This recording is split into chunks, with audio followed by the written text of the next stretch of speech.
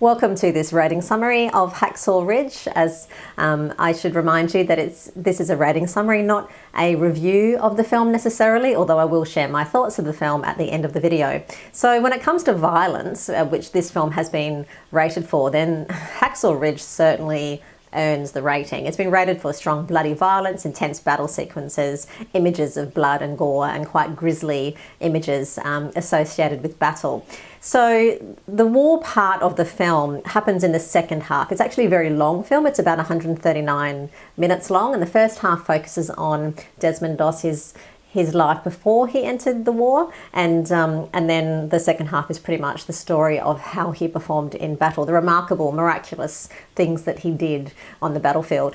So when I say the violence is intense, I feel that's an understatement, because once it starts, it literally just explodes, and it goes on and on and on. It is relentless. It's quite loud, it's quite murky, and it's very, very bloody. So everything you can imagine that happens in war pretty much happens in these sequences. So you see people obviously being shot. There's a lot of shooting, a lot of bullet wounds, a lot of people, you know, quite savagely being attacked.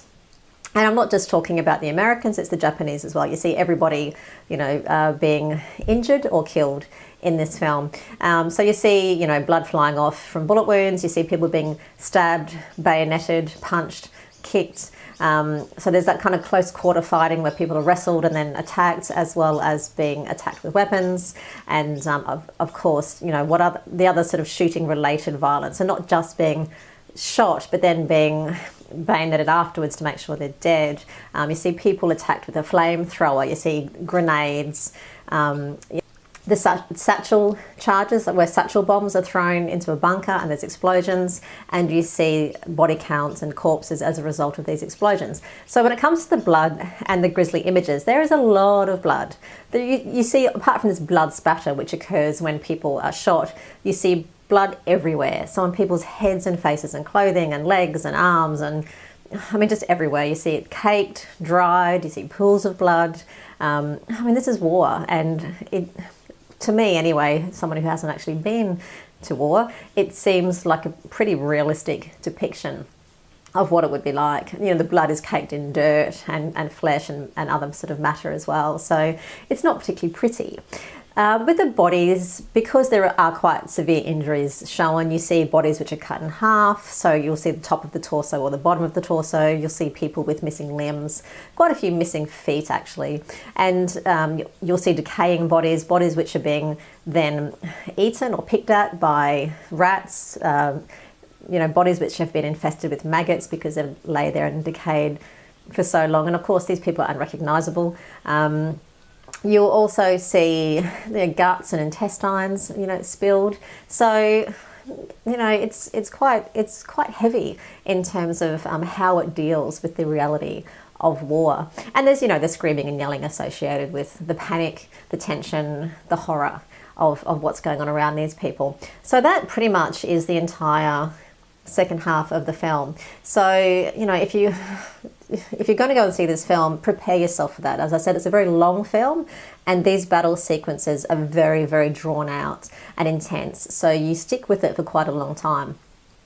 The other things the film has been rated for are language, which actually isn't particularly heavy in the film. So there's a few S words, a few A words, a few sons of bitches, and some name calling and a bit of banter and that kind of stuff. With sex, even though it has received a tick for the rating, there isn't actually a sex scene that happens in the film, but you do see a couple on their wedding night, and the man is waiting. He seems to have already been undressed, and the woman sort of enters the bedroom, so that you know that they will probably, most likely they had sex after this scene, but you certainly don't see a sex scene in the film. This is about a beautiful relationship and a marriage which took place, so it's actually quite lovely and romantic. It doesn't feel sexual in any way. As for alcohol, does play a bit of a theme in the film. There is an alcoholic father in the film, so you see this man drinking and then being drunk and acting in a very aggressive manner because of his drunkenness. This is something which is dealt with a few times in the film, about dealing with an alcoholic husband and father. and the ramifications of that on the rest of the family. So that certainly is a theme, and there is smoking in the film as well. But yeah, really, I should say, you know, I guess I just want to, you know, talk really mostly about this violence, because that is, yeah, and certainly what the trailer suggests. This is what most of the film is about. But I do want to be very specific. As I said, the first half of the film is very much about this man's childhood and upbringing, and, you know, meeting his wife. So it's so romantic, and it's so kind of almost blandly presented that it feels like an old-fashioned telling of romance. You know, there's nothing sort of raunchy or erotic about it, if you like. It's just a very gentle telling of how two people met and fell in love. It's almost like watching an episode of Little Women or something like that. It's very, very old-fashioned, and as I said, very almost bland to watch. It's not particularly, I don't want to say it's not particularly engaging, because it's interesting, but it's certainly nothing you haven't seen before or anything. It doesn't break any boundaries of the genre, the romance genre, that's for sure. But then it gets into, of course, the war scenes, which are then completely different. It's like, you know, the film has turned on its head and suddenly becomes this very violent and very angry war film. So my thoughts on the film. Personally, I actually quite enjoyed the action scenes. I thought they were very well staged and very well done. Although there was something odd about the framing. It's one of those films, unlike something like Saving Private Ryan, where you feel that the camera has been positioned in the middle of a battlefield, and if the camera panned around, you would see chaos and carnage and debris and the battle continuing around them. This felt a little bit more like a soundstage. So I did feel if the camera panned left or right that you'd see the sound guy holding the boom, or, you know, the camera, I don't know, a second unit cameraman kind of waiting to be called in, or some extras, you know, getting changed, or I don't know. I didn't feel, I feel that this was as immersive when it came to the boundaries and the framing as it should have been, considering the content. It is a fascinating story. The actual story about Desmond Doss himself is remarkable. I mean, it is incredible. He's a very beautiful, humble and giving man who believed in God, and he believed that his God is what got him through the war, and also who guided him about what he had to do during the war. So for that reason, it's a very faith-based film as well. So the religious references and iconography are very heavy in the film. So there's quite a few little moments that are framed in a way to suggest things which are quite heavy of religious nature. So, for example, you'll see some rope burns on our protagonist's palms, and they look a little bit like stigmata.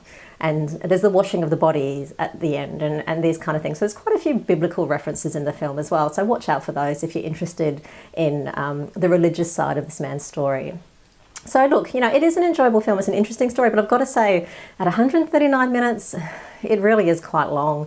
And it was like watching two films. So the first, the romance part, and then the war part, they may as well have been two completely different films for me. And, you know, with someone like Vince Vaughn playing the role that he does in the film, it seems like he belonged in a totally different film. He sort of was almost the comic relief. So it's a kind of weird film because it has all this tonal stuff going on. Still, I don't want to take anything away from the story itself, which is remarkable. So if you do go and see this film, I'd like to hear your thoughts about what you think, because I actually found it not the easiest film to sit through, although, you know, the detail was quite impressive. So there's more detail about the stuff you see, particularly those grisly images. You'll see more detail on the website, which is cinemum.net. But as I said, if you do go and see the film, please leave me your thoughts and comments below, because I'd really like to know what you thought.